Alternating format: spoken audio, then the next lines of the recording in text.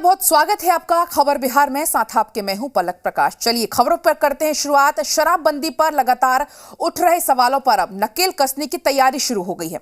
दरअसल शराबबंदी को सफल बनाने के लिए राज्य सरकार एक नई रणनीति पर काम कर रही है। ये रणनीति है कि हर पंचायत में 100 सीसीटीवी कैमरे लगाए जाएंगे और ये काम पंचायती राज विभाग की तरफ से होगा। पंचायती राज मंत्री की माने तो पंचायत चुनाव खत्म होने के बाद हर पंचायत में सीसीटीवी कैमरे लगाने का काम शुरू हो जाएगा और जिसके बदौलत शराबबंदी कानून को और भी ज्यादा प्रभावी बनाया जा सकेगा। बिहार में कुल 8,471 पंचायत हैं। इनमें इन पंचायतों में सबसे पहले 1,000 गांव में सीसीटीवी कैमरे लगाए जाएंगे। पंचायती राज विभाग इसका कंट्रोल मुखिया, पंचायत समिति सदस्य, वार्ड सदस्य के साथ साथ सांसद विधायक को भी देगी। इसके साथ ही जो अधिकारी स्वेच्छा से अपने मोबाइल में इसका कंट्रोल लेना चाहेंगे उनको ये कंट्रोल दे दिया जाएगा। एक पंचायत में 100 कैमरे लगाए जाएंगे जिनका कंट्रोल 14 लोग कर सकते हैं।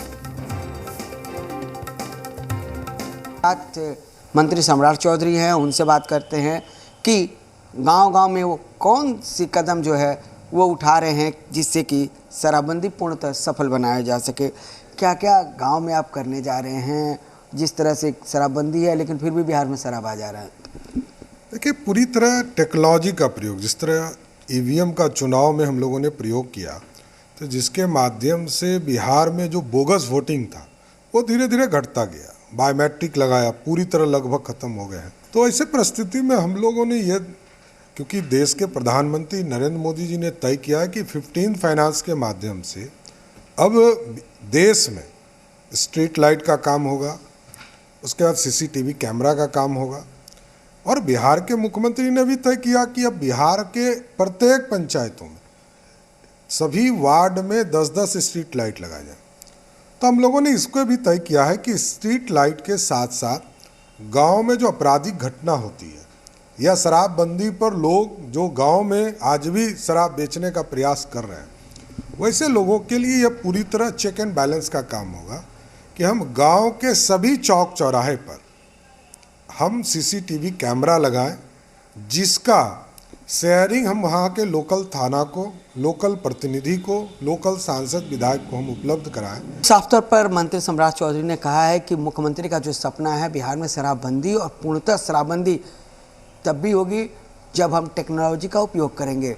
गांव-गांव में जो है सीसीटीवी कैमरे लगाए जाएंगे, साथ ही पुलिस को उन सारे सीसीटीवी कैमरे से जो है फुटेज जो है वो उपलब्ध कराया जाएगा, जिससे कि बिहार के गांव में अपराध से लेकर शराबबंदी पर रोक लगाया जा सकेगा। कैमरामैन दीनानाथ ओझा के साथ पटना।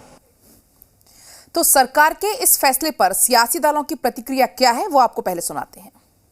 देश नहीं है कि इसका बॉर्डर सब सील है, ये प्रदेश है और प्रदेश के अगल बगल में सारे स्टेट में जो है बॉर्डर, वहाँ पर शराब की बिक्री हो रही है, वहाँ ओपन है।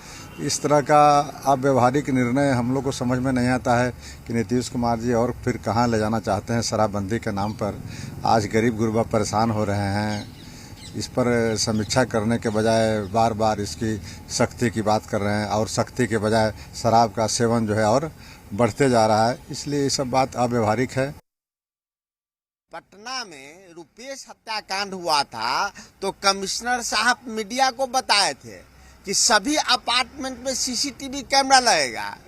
तो जहां कमिश्नरी स्तर पे, राजधानी स्तर पे और जिला स्तर के शहरों में सीसीटीवी कैमरा नहीं लगा तो भला पंचायत में कैसे लगेगा। तो माननीय सम्राट चौधरी जी, मुख्यमंत्री जी से तो एक बार बात कर लीजिए। कहना आसान है, करना नीतीश सरकार में बड़ा मुश्किल है। ड्रोन से निगरानी करने की बात हो रही हो, सीसीटीवी कैमरास लगाने की बात हो रही हो, गश्ती की बात हो रही हो, तो इससे विपक्ष के पेट में अगर दर्द होता है तो साफ बात है चोर की दाढ़ी में तिनका है। सचमुच आपके लोग ही ऐसी चीजों में संलिप्त रहते हैं, तभी तो जब कड़ाई की बात होती है तो आपकी बेचैनी बढ़ जाती है। खैर, आपकी बेचैनी कितनी भी बढ़े, कोई भी संलिप्त होगा ना, बख्शा नहीं जाएगा। बेचैनी किस बात की है? सम्राट जी ने जो कहा वो काबिल तारीफ है, उसका सराहना होनी चाहिए, उसकी प्रशंसा होनी चाहिए कि सीसीटीवी गांव में लगेगा तो गांव के जो अपराध हैं, चाहे गांव के और गलत चीज़ हैं, शराबबंदी से लेकर के हर एक चीज़ पर नकेल कसेगी, लोगों का गुनाह सामने आएगा।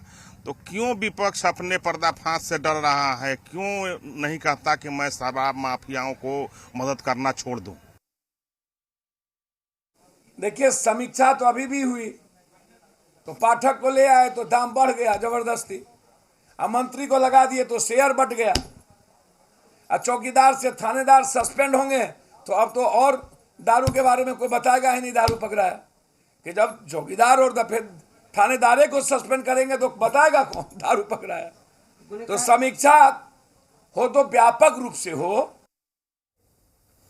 तो शराबबंदी पर लगातार सवाल उठ रहे थे और अब इस पर रोक लगाने के लिए नकेल कसने की तैयारी शुरू हो गई। चलिए हमारे सहयोगी रितेश पटना से लाइव जुड़ गए हैं।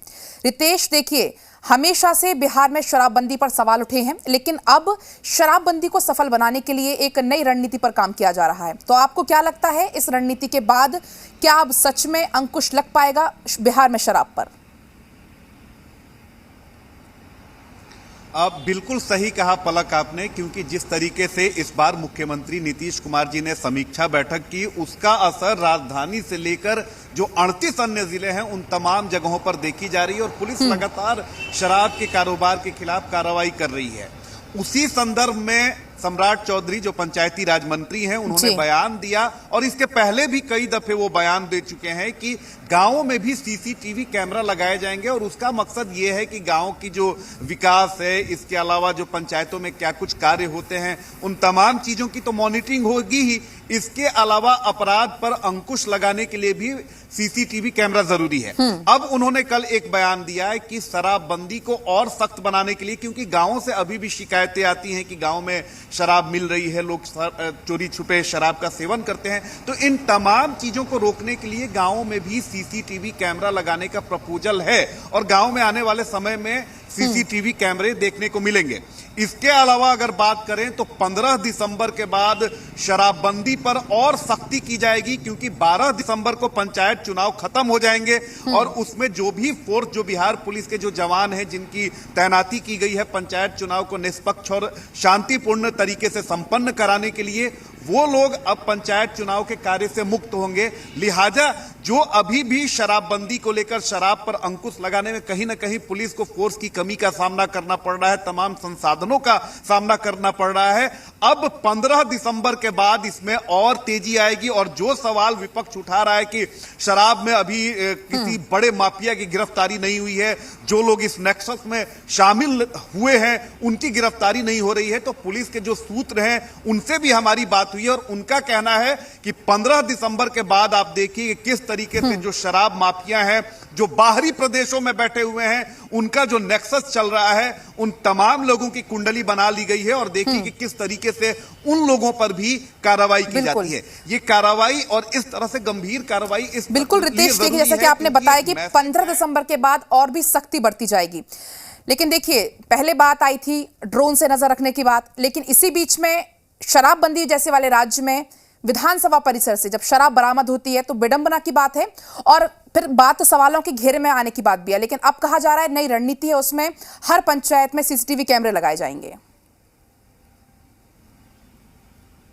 सही सवाल है आपका पलक, क्योंकि विधानसभा परिसर में अगर शराब की बोतलें मिलती हैं तो ये बेहद गंभीर सवाल है। और ना सिर्फ शराब की बोतल मिलने का मामला है, बल्कि विधानसभा और विधान परिषद की सुरक्षा पर भी बड़ा सवाल है, क्योंकि अगर शराब की बोतल जा सकती है तो कई अवांछित चीजें जा सकती हैं, हथियार जा सकता है और जो भी माननीय हैं उनकी जान पर भी खतरा हो सकता है, उनकी सुरक्षा पर खतरा हो सकता है। तो इन तमाम चीजों पर भी ध्यान देना होगा। और कि सिलसिलेवार तरीके से, जिस तरीके से हमने लगातार देखा है कि मुख्यमंत्री इस पर कई बार समीक्षा कर चुके हैं, लेकिन इस बार जो मुख्यमंत्री नीतीश कुमार जी शराबबंदी पर जो उन्होंने समीक्षा की, जिस तरह से वो रुख दिखा रहे हैं, और कोई भी बयान उनका अगर आप सुनेंगी तो उसमें शराब को लेकर कोई कॉम्प्रोमाइज नहीं करने की बात निकलकर सामने आ रही है। कई दफे उन्होंने अधिकारियों को चेताया है कि बिल्कुल उन्होंने साफ तौर पर कहा है जो भी संलिप्त होगा उस पर बख्शा नहीं जाएगा उसे। फिलहाल आपका बहुत बहुत शुक्रिया रितेश तमाम जानकारी के लिए।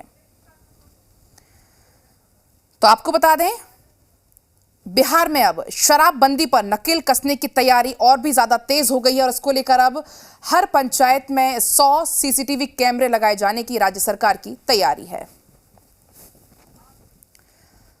चलिए आगे बढ़े।